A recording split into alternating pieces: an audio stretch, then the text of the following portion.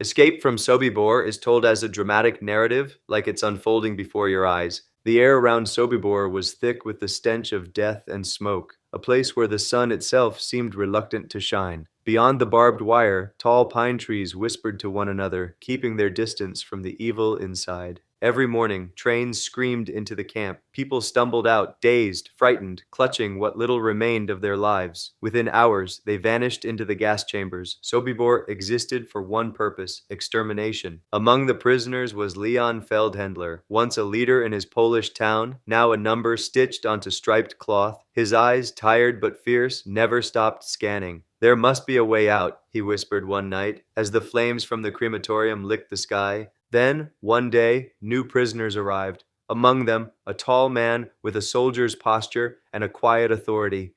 His name, Alexander Sasha Pechersky, a Soviet officer captured in battle. Feldhendler studied him and saw something he hadn't seen in months: hope. That night, in a dim barrack lit by a single candle stub, Feldhendler approached. "Feldhendler, you're a soldier."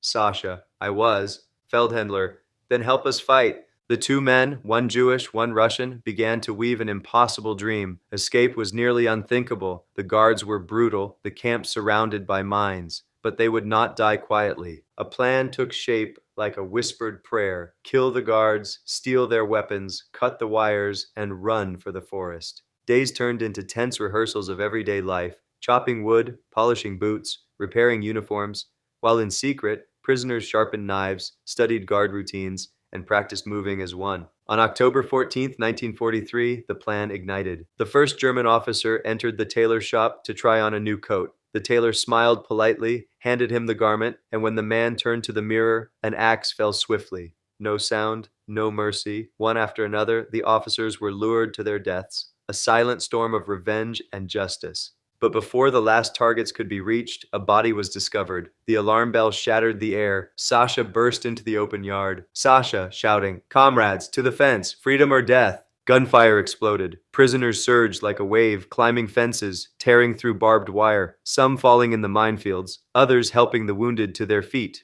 The forest, that dark green promise, lay ahead. Many never made it, but hundreds did. They vanished into the trees, hearts pounding, leaving Sobibor behind in flames.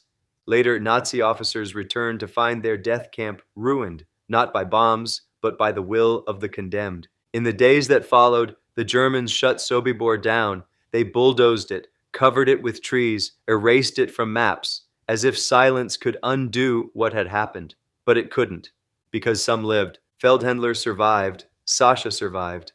They carried the story into a world that needed to hear it, a story of defiance, of courage, of human souls who refused to die quietly.